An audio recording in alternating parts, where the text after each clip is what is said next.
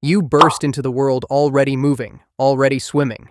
No time for baby steps here. You're literally born mid-swim. Welcome to life as a manta ray.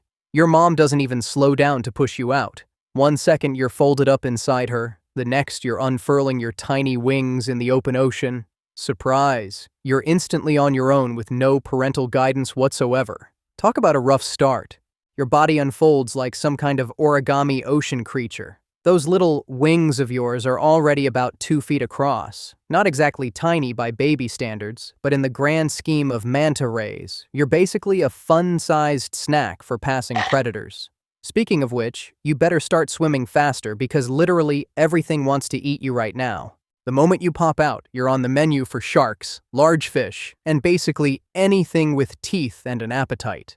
Your survival strategy? Don't stop moving. Ever. It's like your entire childhood is one giant game of tag where getting caught means game over, permanently.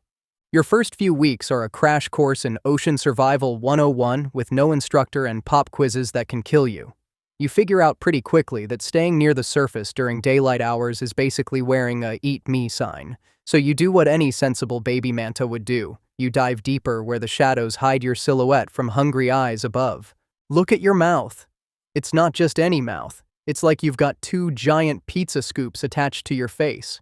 These cephalic lobes funnel water and food straight into your mouth as you swim. The ocean's original conveyor belt sushi system. You're basically swimming through soup and filtering out all the good bits. Plankton, krill, small fish. If it's tiny and nutritious, you're slurping it up like the world's most efficient underwater vacuum cleaner. By your first birthday, you've doubled in size. Those wings are now pushing 4 feet across, and you're starting to feel a bit more confident. Not confident enough to stop constantly moving, mind you, but at least now you're a slightly less convenient snack size. You've survived your first year by a combination of constant vigilance, speed, and just enough luck to keep your flat pancake body away from the business end of a shark. Ocean currents become your personal highway system. Why waste energy when you can catch a free ride?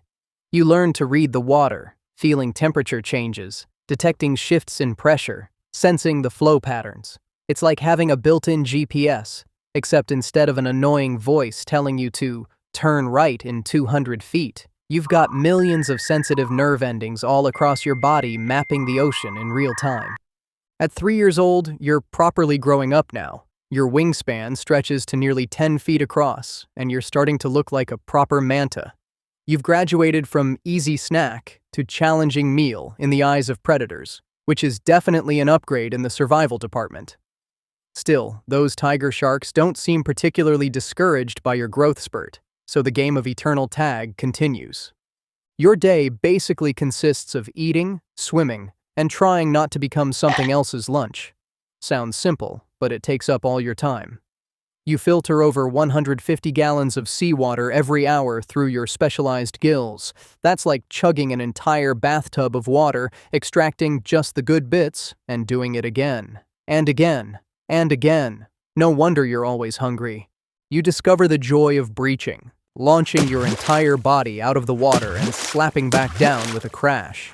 Scientists aren't totally sure why mantas do this. Is it to remove parasites, communicate with other mantas? Or maybe it's just really fun to cannonball when you're built like a living pancake with wings. Whatever the reason, you find yourself doing it more and more, especially when you meet up with other mantas. Oh yeah, that's a thing now. You've found your crew. Turns out mantas are surprisingly social. You've joined a small group that feeds together, travels together, and occasionally all leap out of the water together like some kind of synchronized swimming team that never got proper coaching. It's not exactly the Olympics, but it's your kind of fun. By age 7, you're a full-grown adult with a wingspan of over 15 feet. You're basically a living, breathing underwater hang glider. Smaller fish have started using you as mobile shelter, swimming beneath your massive wings to hide from predators. You don't mind the company. They sometimes chase away the parasites that try to hitch a ride on your skin, so it's a win-win situation. You've mastered the art of the cleaning station, those special coral reef areas where smaller fish act like the ocean's car wash. You hover perfectly still while tiny cleaner wrasse a dart all over your body, picking off parasites and dead skin. It's like getting a full-body spa treatment while suspended in blue infinity. Feels amazing after a long day of filter feeding. Speaking of feeding, you've perfected your techniques. Sometimes you barrel roll through dense patches of plankton, your mouth wide open, scooping up maximum food with minimal effort. Other times, you and your manta buddies form a feeding chain, swimming in tight formation to create a swirling vortex that concentrates your prey. It's team hunting at its finest, and way more efficient than going solo. At 10 years old, if you're female, you start getting attention from male mantas. Their courtship is surprisingly gentle for such massive creatures. The male follows behind you, mimicking your movements like some underwater shadow dance. It's flattering, if a bit persistent. Eventually, if you're into him, you'll let him get close enough to mate. The whole thing lasts just a few seconds. Not exactly the romance of the century, but efficient. Pregnancy lasts about a year, which feels like forever when you're constantly swimming. Your body changes, growing rounder as the pup develops inside you. Unlike some fish that lay thousands of eggs and call it a day, you invest all that energy into just 1 or 2 pups at a time. Talk about pressure. And after all that, remember the beginning of your story? Yeah, you literally give birth while swimming and immediately abandon your baby to the same sink or swim childhood you had. Circle of life and all that. By 15 years, you've survived countless close calls with sharks, fishing nets, and boat propellers. Your wings bear the scars of near misses, ragged edges, and healed tears that tell the story of a life lived dangerously. Each mark is basically a souvenir from a vacation to the edge of mortality. I visited death's door, and all I got was this lousy scar. Your brain is surprisingly large for a fish, with specialized areas devoted to social behavior, problem-solving, and self-awareness. You recognize your reflection, remember good feeding spots from years ago, and can even recognize other individual mantas you've met before. Not bad for a creature whose ancestors decided fins were overrated and wings were the way to go. 20 years in, and you're one of the veterans of the ocean. Younger mantas sometimes follow your lead, learning the migration routes and feeding techniques you've perfected over 2 decades of ocean life. You didn't ask to be a role model, but here you are, the elder statesperson of your manta crew. Your daily routine has a certain rhythm to it now. Dawn feeding near the surface, midday cleaning stations and socializing, afternoon diving to deeper, cooler waters, and then back to the shallows as night falls. It's predictable but satisfying, like having a job you don't hate with co-workers you actually enjoy. At 30, you're reaching manta middle age.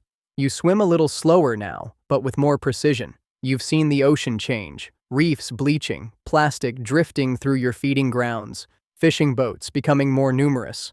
The water feels different too, warmer in places it should be cool, more acidic against your sensitive skin. Your migration routes span hundreds of miles of open ocean, navigated with an internal compass scientists still don't fully understand. You feel the Earth's magnetic field like humans feel a breeze on their face, an invisible but unmistakable sensation guiding you home. Year after year, you return to the same feeding grounds, the same cleaning stations, the same mating areas, following ancient paths encoded somewhere in your manta DNA. 40 years into your manta life, and you're officially in your golden years.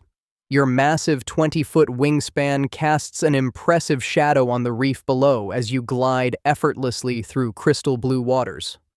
Younger mantas give you space, almost reverently. You've survived longer than most of your kind, outsmarting predators, avoiding humans and their boats, and successfully riding the ever-changing currents of an increasingly unpredictable ocean.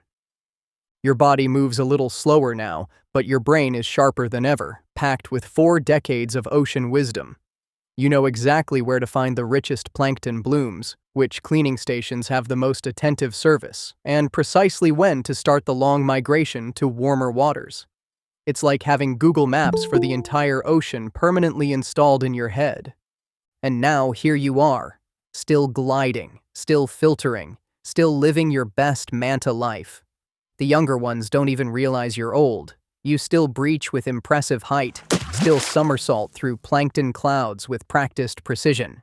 In the endless blue, age is just a number, and you've got plenty of graceful gliding left to do.